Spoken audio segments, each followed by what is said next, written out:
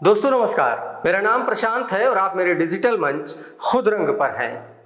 2024 के लोकसभा चुनाव का शंखनाद लगभग सभी दलों ने कर दिया है। पिछले दिनों दिल्ली में भारतीय जनता पार्टी ने एनडीए की ताकत दिखाई, तो विपक्षी पार्टियों ने अपने नए गठबंधन इंडिया की ताकत बेंगलुरु से दिखाई। इसी बीच बीजेपी के लिए 2024 के चुनाव से पहले एक बहुत बुरी खबर आई पश्चिम बंगाल में पार्टी की परफॉर्मेंस को लेकर। दोस्तों आपको पता है कि पश्चिम बंगाल में अभी पंचायत चुनाव हुए हैं।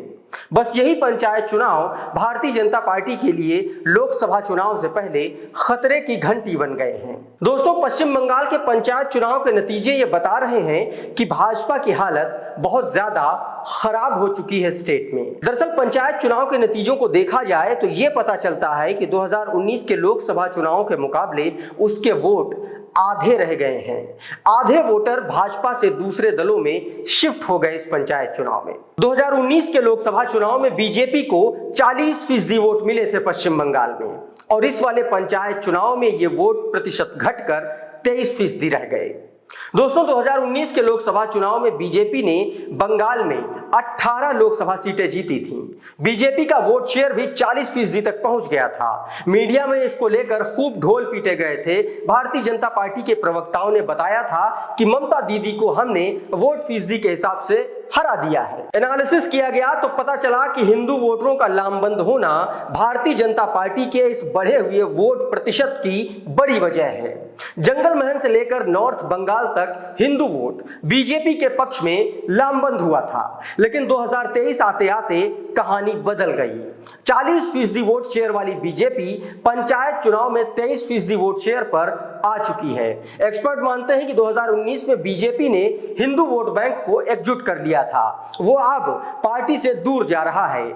बीजेपी ने 2024 में पश्चिम बंगाल की 42 लोकसभा सीटों में से 25 सीटें जीतने का टारगेट रखा है दोस्तों, और पंचायत चुनाव के नतीजों से यह टारगेट हासिल करना मुश्किल लग रहा है। दोस्तों पंचायत चुनाव के इन नतीजों से खतरा सिर्फ भारतीय जनता पार्टी को ही नहीं है, खतरा पंचायत चुनाव में परचम लहराने वाली ममता दीदी को भी है। उनकी पार्टी टीएमसी को अब तक एक तरफा मिलते आए मुस्लिम वोट कांग्रेस, लेफ्ट और 2 साल पुरानी पार्टी इंडियन सेकुलर फ्रंट की तरफ मुड़ चुके हैं, उसकी तरफ शिफ्ट हो रहे हैं धीरे धीरे। और इसीलिए माना जा रहा है कि 2024 के लोकसभा चुनाव में दोनों ही पार्टियों की परफॉर्मेंस पर इन पंचायत चुनाव का असर पड़ सकता है, क्योंकि दोनों ही पार्टियों के हार्डकोर वोटर दूसरी पार्टियों में शिफ्ट हो गए हैं। दोस्तों बंगाल के पंचायत चुनाव में टीएमसी को रिकॉर्ड जीत मिली। पार्टी ने 51% वोटों के साथ जिला परिषद की 95%, पंचायत समिति की 79% और ग्राम पंचायत की 66% सीटों पर कब्जा किया है। और बीजेपी का अगर वोट शेयर देखें तो उसका वोट शेयर इन पंचायत चुनाव में 22.9% का रहा। पार्टी ने ग्राम पंचायत की 18.24%, पंचायत समिति की 12.25% और जिला परिषद की 26% सीटें जीती हैं। वहीं अगर लेफ्ट पार्टियों की बात की जाए तो 13.2% वोट शेयर के साथ ग्राम पंचायत 5.8%, पंचायत समिति की 2.3% और जिला परिषद की 2% सीटें लेफ्ट पार्टी ने जीती हैं। कांग्रेस के वोट शेयर की बात करें तो 6.42% रहा। पार्टी ने 4.82% ग्राम पंचायत की सीटों पर, 3.2% पंचायत समिति और 12% जिला परिषद की सीटें जीती हैं। हालांकि कोलकाता हाईकोर्ट ने इन पंचायत चुनाव के फाइनल रिजल्ट घोषित करने पर फिलहाल रोक लगा रखी है।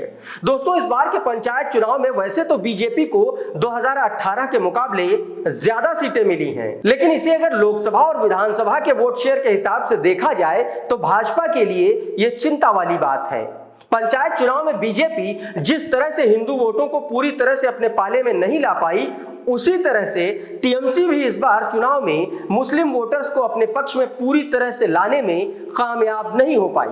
पश्चिम बंगाल में करीब 27% मुसलमान हैं दोस्तों, और अब तक ये 27% वोट टीएमसी को एकमुश्त मिलते आए थे। पंचायत चुनाव के इस बार के नतीजे बताते हैं कि इसमें अब सेंधमारी हो चुकी है। ये वोट कांग्रेस, लेफ्ट पार्टियां और इंडियन सेकुलर फ्रंट यानी कि आईएसएफ में बंटने शुरू हो गए हैं। वहीं भारतीय जनता पार्टी का जो हिंदू वोटर था वो भी इन्हीं पार्टियों में बंटता हुआ दिखाई दे रहा है। ऐसे में 2024 के लोकसभा चुनाव से पहले भारतीय जनता पार्टी और तृणमूल कांग्रेस दोनों के लिए यह खतरे की घंटी है। दोस्तों, इस मुद्दे पर आपकी क्या राय है? आपको क्या लगता है कि 2024 के लोकसभा चुनाव में बंगाल में कौन बाजी मारेगा?